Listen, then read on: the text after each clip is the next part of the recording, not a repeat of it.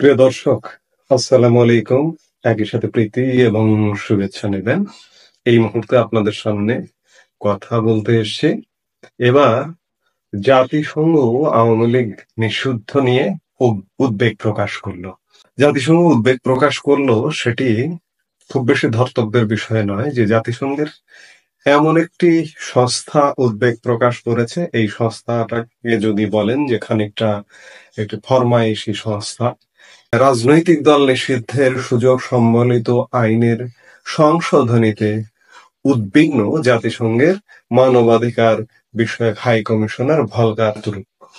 আমি এই সংস্থাটি নিয়েই প্রশ্ন তুলতে চাই এজন্য যে সারা পৃথিবীতে মানবাধিকার রক্ষায় মানবাধিকার লঙ্ঘনে এই প্রতিষ্ঠানটি আসলে কি অবদান রেখেছে সে ব্যাপারে সবচেয়ে বড় প্রশ্নটি রয়েছে যে এরা শুধু লাঠি ঘোরাতে পারে, ছড়ি ঘোরাতে পারে। যেসব দেশ পৃথিবীতে মাথা উঁচু করে দাঁড়াতে পারে না বছরের পর বছর, সেসব দেশের মানবাধিকার নিয়ে কাজ করে। কিন্তু পৃথিবীর যারা অর্থনৈতিকভাবে স্বয়ংসম্পূর্ণ সেসব দেশেও হাজারো মানবাধিকার লঙ্ঘনের ঘটনা ঘটে যায়, কিন্তু সেগুলো পাত প্রদীপের আলোয় আসে না, মানবাধিকার হাই কমিশনের দৃষ্টিতেও আসে না। সেই কমিশন এবার বাংলাদেশ আওয়ামী লীগের নিষিদ্ধ নিয়ে উদ্বেগ প্রকাশ করেছে। ঠিক আছে, আমরা এটিকে সাধুবাদ জানাই। আওয়ামী লীগকে যেভাবে নিষিদ্ধ করা হয়েছে সেটি আসলে বিধিসম্মত নয়। এটি দেশে বিদেশে আমরা সবাই বলছি, আমরা কিন্তু তারপরেও গায়ের জোরে আওয়ামী লীগের কার্যক্রমকে নিষিদ্ধ করেছে বর্তমান অন্তর্বর্তীকালীন সরকার। খবরে বলা হচ্ছে যে সোমবার জেনেভায় জাতিসংঘের 59তম মানবাধিকার পরিষদে উত্থাপিত বার্ষিক প্রতিবেদনে আওয়ামী লীগ নিষিদ্ধের বিষয়ে উদ্বেগের কথা জানানো হয়। হাই কমিশনারের অফিসে প্রচারিত বিবৃতিতে ভলকার তুর্কের বক্তব্য তুলে ধরা হয়।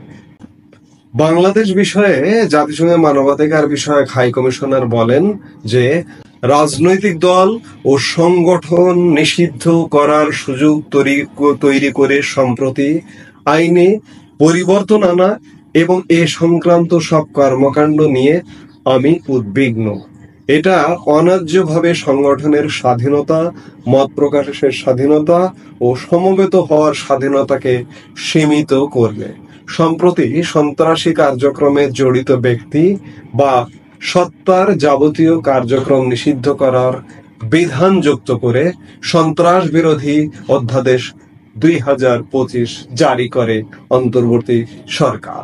এই অধ্যাদেশের আলোকে বাংলাদেশ আওয়ামী লীগ এবং এর সব অঙ্গ সংগঠন, সহযোগী সংগঠন ও ভ্রাতৃপ্রতিম সংগঠনের নেতা কর্মীদের আন্তর্জাতিক অপরাধ ট্রাইব্যুনালে বিচার কার্য সম্পন্ন না হওয়া পর্যন্ত তাদের যাবতীয় কার্যক্রম নিষিদ্ধ করা হয়। এছাড়া আন্তর্জাতিক অপরাধ ট্রাইব্যুনাল আইনও সংশোধন করেছে অন্তর্বর্তী সরকার। সংশোধনী অনুযায়ী আন্তর্জাতিক অপরাধ ট্রাইব্যুনাল কোন রাজনৈতিক দল, তার অঙ্গ সংগঠন বা সমর্থক গোষ্ঠীকে শাস্তি দিতে পারবে। অর্থাৎ সরকার নিজের মতো করে বাংলাদেশের একটি বিশেষ রাজনৈতিক দলকে নিষিদ্ধ করেছে এবং এর প্রেক্ষিতে জাতিসংঘের মানবাধিকার বিষয়ক হাই কমিশনার ভলকার তুর্ক উদ্বেগ প্রকাশ করেছে। আজকে শুধু জাতিসংঘ নয়, সারা পৃথিবী থেকেই আনুকূল্য অর্জন কিংবা পৃষ্ঠপোষকতা অর্জন করতে পারেনি ডক্টর মোহাম্মদ ইউনূসের সরকার। সেই হেতু আজকে জাতিসংঘ উদ্বেগ প্রকাশ করছে, আগামীকালকে আরো বড় ধরনের উদ্বেগ প্রকাশ করবে। জাতিসংঘকে সারা পৃথিবীতে যেদিকে থাকে জাতিসংঘ কিন্তু সেটি। জাতিসংঘ একটি ছোট জগন্নাথ প্রতিষ্ঠান। একটা কথা আমরা জানি যে চাঁদের কোনো নিজস্ব আলো নেই, চাঁদ সূর্যের আলো দিয়ে পৃথিবীকে বা নিজে আলোকিত হয়। ঠিক তেমনি জাতিসংঘেরও অবস্থা কিন্তু তেমন। জাতিসংঘ কিন্তু সূর্য নয়, সূর্যের আলোকচ্ছটা ছড়িয়ে জ্বালিয়ে দেবে, পুড়িয়ে দেবে বা আলো ছড়াবে তা নয়। জাতিসংঘে অন্যের আলো দিয়ে চলে। যেটি হোক না কেন জাতিসংঘ উদ্বেগ প্রকাশ করেছে। আর যেটি বলছিলাম যে সারা পৃথিবীতে কূটনৈতিকভাবে ডক্টর মোহাম্মদ ইউনূসের কোনো অর্জন নেই। এই 11 মাসে সারা পৃথিবীর কোনো দেশের আনুকূল্য অর্জন করতে পারেনি। শুধুমাত্র মার্কিন যুক্তরাষ্ট্রের দুর্বিসন্ধি আছে এই অঞ্চলে। সেই দুর্বিসন্ধির জায়গা থেকে মার্কিন যুক্তরাষ্ট্র এই সরকারের ব্যাকআপ হিসেবে আছে। কিন্তু সেদিন খুব বেশি দূরে নয় যে মার্কিন যুক্তরাষ্ট্র যে উদ্দেশ্য নিয়ে এই অঞ্চলে এসছে, এই অঞ্চলে এমন একটি পুতুল সরকার, বাংলাদেশের আকাশে একটি পুতুল সরকার বসিয়ে দিয়েছে। এই সরকারটি বিদায় নেবে। মার্কিন যুক্তরাষ্ট্র যখন পিছু হটবে তখন এই সরকারটিও পিছু হটতে বাধ্য হবে। আপনি দেখুন, আমি দুই একটা উদাহরণ দিয়েই আলাপটি শেষ করতে চাই। এই যে ডক্টর মোহাম্মদ ইউনূস, তিনি বলেন যে তিনি বিশ্ব খেলোয়াড়, তার কথা বিশ্ব শোনে না, কেউ শোনে না। এই উদাহরণগুলো বারবার দিয়েছি, আবারও বলছি। ডক্টর মোহাম্মদ ইউনূস ইউরোপিয়ান দেশগুলোকে ডেকে, ক্ষমতা নেবার কয়েক মাসের মধ্যে ইউরোপিয়ান দেশগুলোকে ডেকে বলেছিলেন যে বাংলাদেশে যেহেতু আপনাদের কোনো দূতাবাস নেই, সেই হেতু আপনারা বাংলাদেশ থেকে বিশেষ কোনো অফিস বা কোনো কিছু সেন্টার করে ভিসা এবং অন্যান্য আনুষঙ্গিক কার্যক্রম করুন, আপনাদেরকে অনুরোধ। ইউরোপিয়ান দেশগুলোর আজ পর্যন্ত কেউ ডক্টর ইউনূসের কথায় ভ্রুক্ষেপ করেনি। তেমনি ভাবে ডক্টর মোহাম্মদ ইউনূস 11 মাস রাষ্ট্র ক্ষমতায়, আজ পর্যন্ত আমরা ডক্টর মোহাম্মদ ইউনূসকে দেখলাম না যে কোনো দেশ, পৃথিবীর কোনো দেশ ডেকে নিয়ে আমন্ত্রণ জানিয়ে সসম্মানে অভ্যর্থনা জানিয়ে সংবর্ধনা দিল।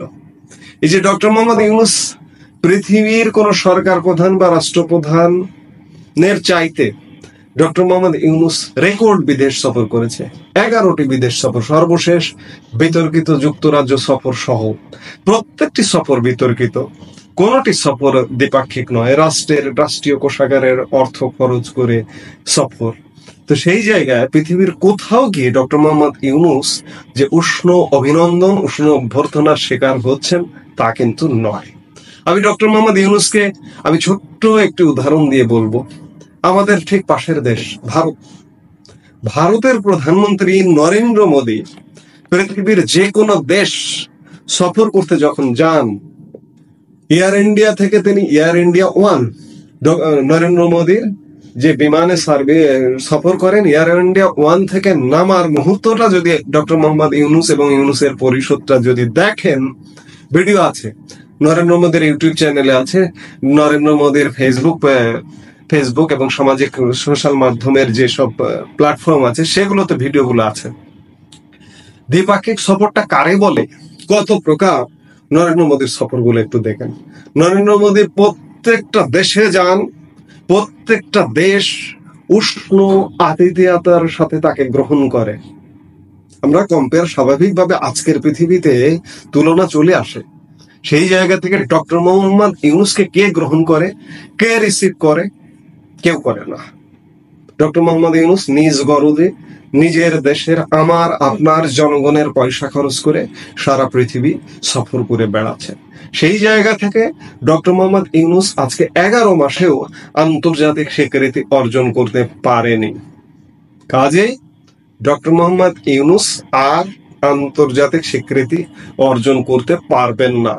গাল গল্প মেরে লাভ নেই। আজকে জাতিসংঘ আওয়ামী লীগের নিষিদ্ধ নিয়ে উদ্বেগ প্রকাশ করেছে।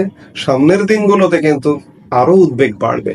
এক মার্কিন যুক্তরাষ্ট্র ছাড়া বাকি জাতিসংঘের সাধারণ পরিষদের স্থায়ী সদস্যরা ডক্টর মোহাম্মদ ইউনূসের সরকারের পৃষ্ঠপোষকতায় নেই। কাজেই মানবাধিকার কমিশন সামনের দিনগুলোতে আরো কড়া কথা বলতে বাধ্য হবে। সেদিন খুব বেশি দূরে নয়, সেদিন আসছে খুব শীঘ্রই। এই মুহূর্তে এ পর্যন্ত। সবাই ভালো থাকুন, সুস্থ থাকুন। আমাদের ভিডিওগুলো নিয়মিত পেতে সাবস্ক্রাইব করুন Sajjad Kadir and the legends YouTube channel এবং লাইক, কমেন্ট, শেয়ার করে সাথে থাকুন।